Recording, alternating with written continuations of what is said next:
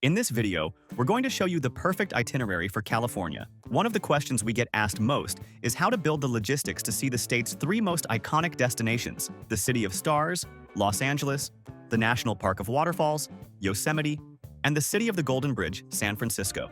To do this trip without rushing, we recommend at least 12 days. That's why we've prepared a super complete 12-day itinerary with the best of California detailed day by day. So let's get started. When is the best time to visit California? This is the most important tip because the climates of San Francisco and Yosemite are opposites. The best time for Yosemite is summer, June to August, when all the roads like Tioga Pass are open and there's no snow. However, summer is the worst time for San Francisco, which gets cold and covered in fog. In our opinion, the best time is the fall, especially September and October. This is San Francisco's Indian summer, with warm, sunny, blue sky days. In Yosemite, the crowds are smaller and most roads are still open. Spring in May and June is also great, as the waterfalls in Yosemite are at their peak volume. So how will our 12-day itinerary work? The idea is to do a linear trip through the state, focusing on three main bases. We'll arrive via Los Angeles and depart from San Francisco. We'll stay 4 nights in Los Angeles, pick up the car and drive to Yosemite for 3 nights, and then drive to San Francisco for the last 4 nights.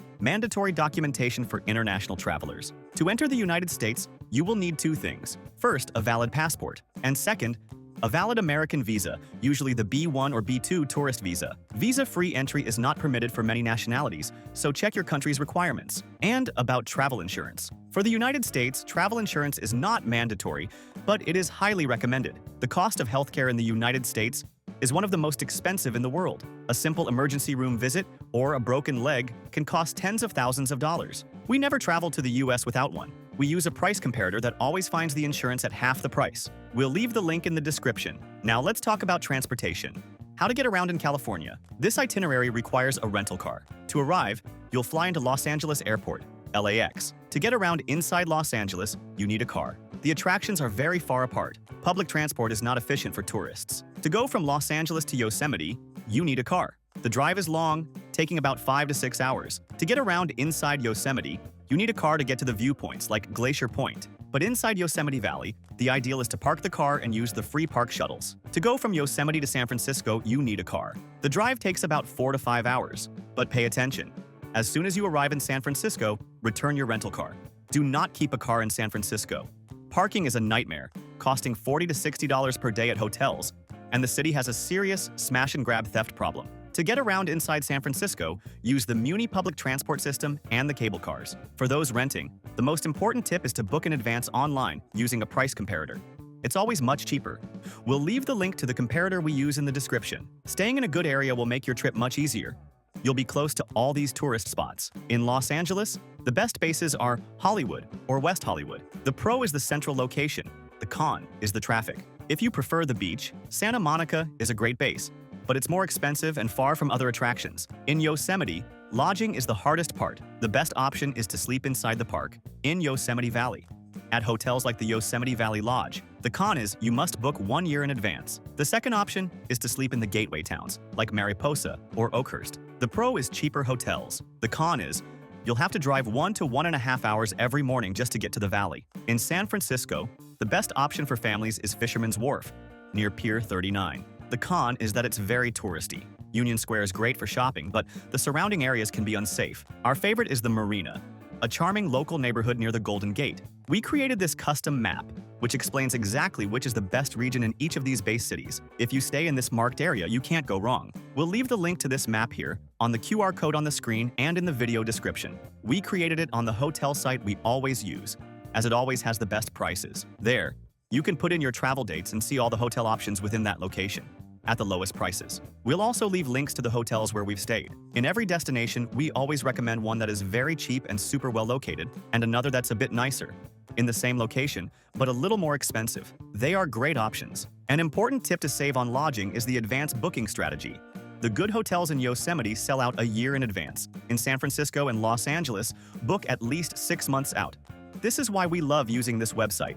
Besides having the lowest prices, it has free cancellation for almost all hotels. You can book as early as possible to guarantee a much lower price, and if you need to cancel later, it's super easy and costs nothing. And remember that in the link below, we always organize everything you need to plan your entire trip for the best price. The sites we use to plan our trips and that have everything much cheaper: International Travel eSIM, travel insurance at half price, tickets for all the attractions we mentioned, the good and cheap hotels we've stayed at, the car rental comparator which is essential for this trip, and the global account to carry dollars paying much lower fees. And the links already contain automatic discounts, as we are always updating them, so save this page to your favorites and use it when planning. It will make your trip much easier and save you a lot of money. Now, for the day-by-day itinerary. Day 1. Arrival in Los Angeles and Hollywood. Arrive at Los Angeles Airport, LAX. The logistic is to pick up your rental car directly at the airport. Drive about 45 minutes to your hotel in Hollywood. Check in. Spend the afternoon exploring the Walk of Fame. The logistic is to walk along Hollywood Boulevard, see the Chinese Theater. In the late afternoon, drive 15 minutes to the Griffith Observatory. The sunset view, with the Hollywood sign and the LA skyline, is spectacular. Parking is paid. For dinner, eat at the famous In-N-Out Burger in Hollywood. It costs about $12. Day 2. Los Angeles Studios. Today is Studio Day. You have two options: Universal Studios Hollywood or the Warner Brothers Studio Tour. Universal is a theme park with Harry Potter and the Mario Kart ride. The ticket costs from $109. You'll spend the whole day. Warner Brothers is a real studio tour. You visit the sets of shows like Friends. The tour takes 3 hours and costs about $70. If you choose Warner, spend the afternoon exploring Beverly Hills. Drive down Rodeo Drive. For dinner, go to West Hollywood. Day 3. Los Angeles Museums in Santa Monica. In the morning, drive to the Getty Center. It's an incredible art museum on a hilltop. Entry is free, but you must pay about $20 for parking. For lunch, eat at the Grand Central Market downtown. In the afternoon, drive to the beach, go to Santa Monica. The attraction is walking the Santa Monica Pier. The visit is free. Then, walk or rent a bike and go to Venice Beach. See the street performers and the Venice canals. For dinner, eat in Santa Monica. Day 4. Los Angeles Outlets. Optional. Today is an optional shopping day. Take the car for a long 1-hour drive to the Camarillo Premium Outlets. If you don't like shopping, use this day to visit Disneyland in Anaheim, which is 1 hour from Los Angeles. The ticket costs over $100. For dinner, return to Los Angeles. Day 5. Travel from Los Angeles to Yosemite. Today is a road trip day. Wake up early. The drive from Los Angeles to Yosemite's south entrance in Oakhurst takes about 5 to 6 hours. On the way, stop to see the Airplane Boneyard in Mojave. Arrive in Yosemite in the late afternoon. The first mandatory stop is Mariposa Grove, home of the giant sequoias. The walk to the Grizzly Giant Tree is easy. Check into your hotel inside the park or in your base in Mariposa or Oakhurst. For dinner, eat at the hotel. Day 6. Yosemite Valley. Today is for exploring the valley. Park your car at the Yosemite Valley Lodge and use the free shuttle bus. In the morning, do the most famous hike, the Mist Trail towards Vernal Fall. The climb is steep and you will get wet. It takes about 2 hours round trip. For lunch, grab a sandwich at Degnan's Deli in Yosemite Village. In the afternoon, do the easy 15-minute walk to the base of Lower Yosemite Fall. Then, walk through Cook's Meadow for the classic view of Half Dome. End the day at El Capitan Meadow. For dinner, go to the Majestic Hotel dining room for a luxury experience. Day 7. Yosemite, Glacier Point and Tioga Road. Today is for panoramic views. Take your car. In the morning, drive for about 1 hour up the mountain to Glacier Point. This is the most spectacular view in the park. You see Yosemite Valley, Half Dome, and the waterfalls from above. In the afternoon, if it's summer and the road is open, drive the Tioga Road, stop at Olmsted Point and swim into Naya Lake. Return to your hotel. Day 8. Travel to San Francisco and arrival. Today is another road trip day. Check out and start driving west. The drive from Yosemite to San Francisco takes 4 to 5 hours. Arriving in San Francisco, the logistic is crucial. Go straight to the car rental agency and return your rental car. You won't need it. Take BART, Regional Metro, from the airport, which costs about $10, or an Uber to your hotel. Check into your hotel in Fisherman's Wharf or the Marina. At night, have dinner at Fisherman's Wharf. Day 9. Alcatraz and Pier 39. Today is for classic attractions. In the morning, visit Alcatraz. The logistic is crucial.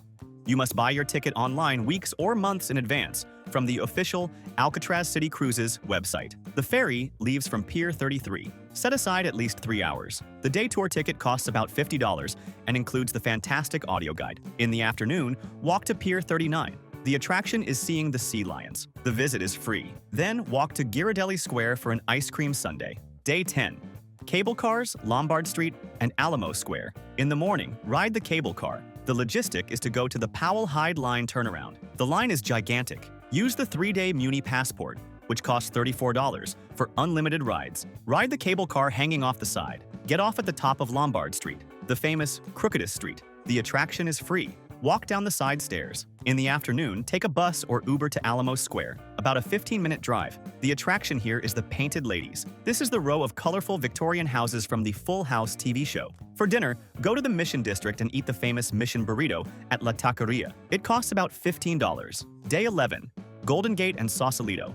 Today is for crossing the bridge. In the morning, rent a bicycle near Fisherman's Wharf. The logistic is to bike along the waterfront, up the hill, and across the Golden Gate Bridge. Crossing is free. Continue biking down the hill into Sausalito, the charming village on the other side. For lunch, eat in Sausalito. In the afternoon, the logistic back is to take the ferry from Sausalito back to San Francisco. The ticket costs about $15. For a farewell dinner, go to Swan Oyster Depot. The line is 2 hours long, but it's the best seafood in the city. Day 12. Union Square and departure. Enjoy your last morning. Take the cable car to Union Square. This is the shopping center. Visit Macy's and Saks Fifth Avenue. Depending on your flight, return to your hotel, grab your bags, and head to SFO Airport. The logistic is to take BART from the Powell Street station. The ride takes 30 minutes and costs about $10. An important tip that will save you time and money is to buy tickets for attractions and tours in advance. Buying on the spot is always more expensive, and the most famous tourist spots like Alcatraz, Yosemite entry passes, and the LA studios sell out. We'll leave the link on the QR code on the screen and in the video description to the site where we always buy tickets and tours for the best price. It's the largest tour site in the world and has practically everything there. Tickets for the Warner Brothers tour, the Disneyland pass, Alcatraz tickets, and bike passes, all at the best price, and you can buy in any currency, saving on fees. Now let's talk about transportation. Reinforcing it. Rent a car in Los Angeles and Yosemite. Return the car as soon as you arrive in San Francisco. In San Francisco, use the Muni Passport. About travel insurance. Highly recommended for the United States, where medical costs are extremely high. Use the comparator in the link in the description to save money. For those who will rent a car, the most important tip is to book in advance online, using a price comparator. It's always much cheaper. We'll leave the link to the comparator we use in the description. Quick shopping tips. In Los Angeles, go to Rodeo Drive for luxury and Camarillo premium outlets for discounts. In San Francisco, Union Square is for department stores. And the tax-free tip? There is no tax-free for tourists in the United States. You will pay the local sales tax, which in California is about 8 to 10% on top of all prices. And for those who are new here to the channel, welcome. Subscribe and like the video for more tips. And how much does it cost to eat in California? It's an expensive region. A Big Mac combo costs $11 or $12. A beer costs $8. The golden tip is the street food. In-N-Out burgers, food truck tacos, clam chowder, and Mission burritos. A mid-range dinner costs $70 to $90 per person, remembering that the expected tip is 18 to 22%. And what to do at night. In Los Angeles, the night is buzzing in West Hollywood. In San Francisco, the Mission District is for cocktail bars and the Castro for LGBTQ+ nightlife. In Yosemite, the nightlife is stargazing. And if you're traveling with children, this itinerary is great. In Los Angeles, Universal Studios Hollywood and Disneyland are must-sees. In Yosemite, the easy hikes like Lower Yosemite Fall are great. In San Francisco, they love the sea lions at Pier 39 and the Exploratorium Science Museum. And to combine your trip, if you have more time, you can add San Diego, south of Los Angeles, or drive from Los Angeles to Las Vegas. And, of course, the most beautiful drive in the world, Highway 1, which you can do between Los Angeles and San Francisco, instead of going through Yosemite. If you liked this detailed California itinerary, like the video and subscribe to our channel. Leave your questions in the comments. Thank you very much and have a great trip.